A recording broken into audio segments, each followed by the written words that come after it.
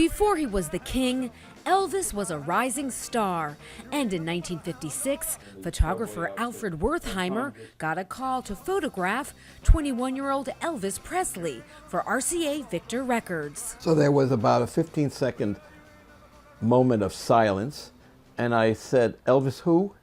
And she said, "Elvis Presley. We first signed him in November of '55 from Sam Phillips' company, Sun Records.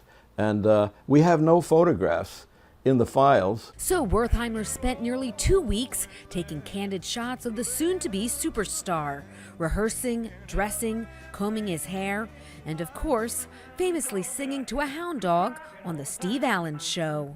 You ain't nothing but a hound dog, crying all the time. Here we have Elvis with Steve and the dog. That assignment from RCA has turned out to be the longest of Wertheimer's life. 54 years later, from his Upper West Side apartment, Al is still working with his treasure trove of images from those 2 weeks and a train trip he took with Elvis later that year to Memphis.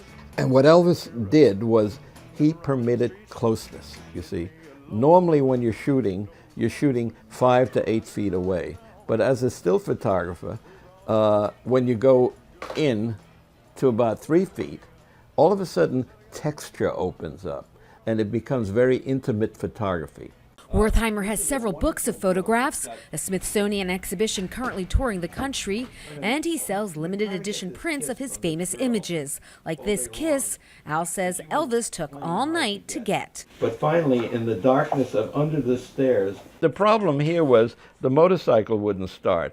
And so the girls liked that because ultimately they were able to get more autographs. So here you have Elvis swimming, and here you have him dunking his head. Now, if you're wondering just how long this assignment has lasted, Wertheimer continues to license his images for Elvis memorabilia. From calendars and t-shirts to mugs and clocks, it's clear Elvis has not left the building.